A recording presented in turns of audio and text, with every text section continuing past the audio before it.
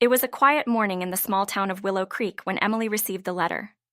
She had been enjoying her daily routine, sipping coffee by the window, when she noticed the plain envelope on her doorstep. The envelope had no stamp, no return address, only her name written in neat, cursive handwriting that she didn't recognize. Curious, she picked it up and tore it open. Inside was a single piece of paper with a message that sent a chill down her spine. Meet me at Ravenwood Manor tonight at midnight. Alone. Do not tell anyone. The signature at the bottom was equally disturbing. Just the letter R. Emily's mind raced. She hadn't thought about Ravenwood Manor in years, not since the incident that made her leave town for good when she was just a teenager. Who could possibly be summoning her back to that cursed place? And why now? As she stood frozen, staring at the letter, a flood of memories began to creep into her mind, memories she had tried hard to forget. Ravenwood Manor had always been a source of mystery and fear for the townspeople. Located on the outskirts of Willow Creek, it had been abandoned for as long as Emily could remember. As a child, she and her friends would dare each other to get as close to the mansion as possible, but none of them ever made it beyond the front gate. Tragedy struck one summer when her best friend Rachel went missing near the property. Emily was there that day, but she had no memory of what happened. All she remembered was the darkness that had seemed to swallow everything whole. The police searched the area but found nothing, and the case went cold. The town moved on, but Emily couldn't shake the guilt. She left Willow Creek soon after high school, hoping to escape the nightmares, but now it seemed the past was calling her back. As she stood there, clutching the letter, a war raged inside her. Every logical part of her screamed to ignore it, to stay far away, but deep down, she knew she had to go. She had to find out what happened that night all those years ago.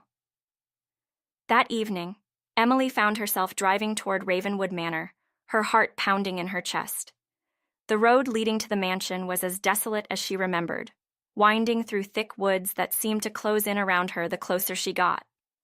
By the time she reached the front gate, the sky had darkened, and the old house loomed ahead like a ghost from the past. She parked her car and stepped out, the cold night air biting at her skin. The gate creaked as she pushed it open, and a strange sense of déjà vu washed over her. She hadn't been here since the day Rachel disappeared. The memories of that time were hazy, but the fear was still very real. With each step, her unease grew, and the silence around her was deafening. When she finally reached the front door, she hesitated for a moment before knocking. The door slowly creaked open, revealing a dark hallway.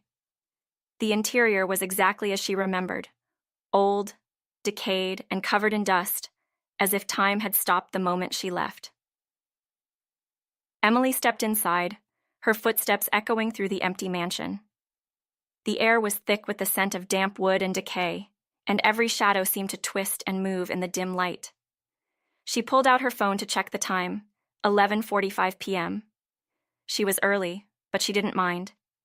It gave her time to gather her thoughts, to figure out what she would say to the person who had summoned her.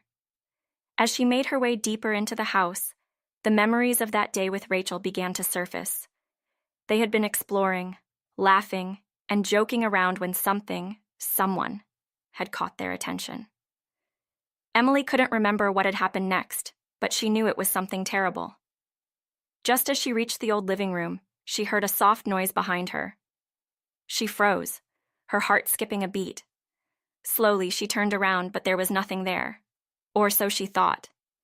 In the corner of her eye, she saw a figure, barely visible in the shadows, watching her. "Who's there?" she called out, her voice shaking. But there was no response. The figure stepped out from the shadows, and Emily's breath caught in her throat. Standing before her was Rachel, her best friend who had disappeared all those years ago. But something was wrong. Rachel looked exactly the same as she had on the day she vanished. Her hair, her clothes, even the confused look on her face. Emily felt a wave of disbelief and fear wash over her. "Rachel?" she whispered, barely able to form the words. Rachel didn't respond right away, her eyes scanning the room as if she had just woken up from a long dream. "Emily," Rachel finally said, her voice soft and distant. Is that really you? Emily rushed forward, her emotions swirling in confusion. Where have you been? What happened? She asked, tears welling in her eyes. Rachel's face remained blank, as though she didn't fully understand the question. I don't know, she said after a long pause. I remember being here, but after that, everything's a blur. I just woke up and you were gone. Emily's mind raced. How could Rachel have been here all this time? Why hadn't anyone found her? As the two friends stood in the decaying mansion, Rachel's story didn't make sense. How could she have been in this house for years, looking exactly as she did the day she disappeared? Emily's thoughts churned with confusion, but something darker, more sinister, gnawed at her. There had to be an explanation, one that went beyond the rational. Rachel, do you remember anything? Anything at all? Emily asked, trying to understand. Rachel frowned, her eyes drifting toward the hallway behind them. I remember someone was with us, she said slowly. Someone watching us, but I don't know who. Emily's heart sank. She had always sensed they weren't alone that day, and now her worst fears were being confirmed. Suddenly, the temperature in the room dropped, and an eerie stillness settled over the house. Rachel's eyes widened with fear. Emily, we need to leave, she whispered, backing away. But before they could move, a low, guttural voice echoed from the darkness. You can't leave. Not yet. Both girls turned toward the sound, and what they saw made their blood run cold. Standing in the doorway was a figure cloaked in shadows, its face obscured by darkness. The figure didn't move, but its presence was overwhelming. Emily felt frozen, unable to look away as the voice spoke again. You've returned, Emily. Just as I knew you would. The voice was low and raspy, filled with malice. What do you want? Emily managed to ask, her voice trembling. The figure took a step forward, and suddenly, the memories she had repressed for so long came flooding back. She remembered that day with Rachel, how they had been lured into the mansion, how the figure had appeared out of nowhere, how Rachel had screamed before everything went black. It was you, Emily whispered, realization dawning on her. You're the one who took Rachel. The figure laughed, a cold, sinister sound that sent shivers down her spine. Yes, but now it's your turn, the voice said. You see, this house is alive, and it demands payment. Rachel was the first, but now it's time for you to take her place. Emily's heart pounded in her chest. She couldn't let this happen. Not again. She grabbed Rachel's hand and turned toward the door, her mind racing for an escape plan. We have to get out of here, she said, her voice urgent. But as they ran for the exit, the mansion seemed to shift and change around them. Doors slammed shut, hallways twisted and stretched, trapping them inside the labyrinthine house. The figure's voice echoed through the halls, taunting them at every turn. You can't run from the house. It's part of you now. Panic surged through Emily as she realized the truth. The house wasn't just a building. It was alive, and it had been waiting for her. Every creak of the floorboards, every gust of wind, was the house watching, waiting to claim its next victim. We can't let it take us, Rachel said, her voice shaking. There has to be a way out. Emily glanced around, her mind racing. There had to be a way to break the cycle, to end the curse once and for all. But time was running out, and the house was closing in on them. As Emily and Rachel frantically searched for an exit, they stumbled upon a hidden room at the back of the mansion.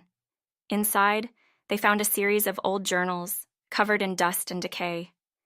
Emily picked one up, flipping through the pages. The handwriting was familiar. It belonged to her father.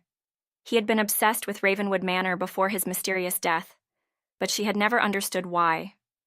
Now, as she read the journals, the horrifying truth became clear.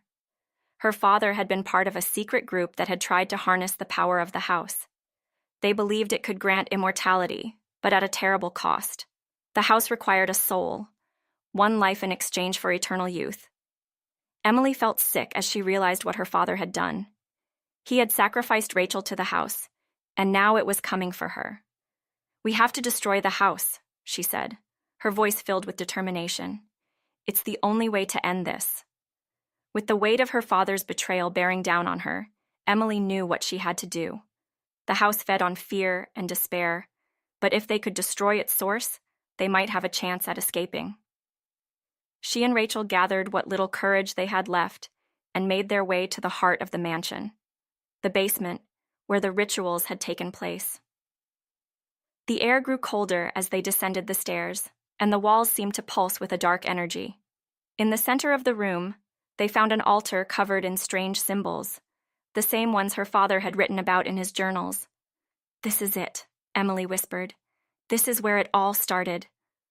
The figure appeared once again, standing in the doorway. "You can't stop it," the voice hissed. "The house will always need a soul." But Emily refused to believe that. She grabbed a nearby torch and set fire to the altar, the flames licking at the edges of the room. "No more sacrifices," she said, watching as the fire spread. The house groaned and shook as the flames consumed the altar. The figure screamed in fury, its form flickering in and out of existence. Emily and Rachel ran back up the stairs as the mansion began to collapse around them. The walls cracked and the floor buckled, but they pushed forward, determined to escape. "We're almost there," Rachel shouted, her hand gripping Emily's tightly. But just as they reached the front door, the figure appeared one last time, blocking their path. "You can't leave," it snarled, its voice full of rage. "You belong to the house now." Emily stared at the figure, realizing for the first time who it really was. It wasn't just some malevolent spirit. It was her father, twisted and corrupted by the house's power. "I'm not afraid of you anymore," she said, her voice steady. With one final push, she and Rachel burst through the door and into the cold night air. The house let out a final, deafening scream as it collapsed in on itself, disappearing into the earth. As the dust settled, Emily and Rachel stood outside, breathing in the fresh air. The nightmare was over, but the weight of what they had discovered still hung heavy in the air. Ravenwood Manor was gone, and with it, the curse that had haunted their lives. But the scars it left behind would take much longer to heal. "What do we do now?" Rachel asked, her voice barely a whisper. Emily looked out at the horizon, the first rays of dawn breaking through the darkness. "We move on," she said softly. "We live our lives, and we never forget." Together, they walked away from the ruins of the mansion, knowing that they had survived something no one else could ever understand. But as they disappeared into the distance, Emily couldn't shake the feeling that the house wasn't truly gone. Somewhere, deep beneath the earth, the shadows still stirred, waiting for the day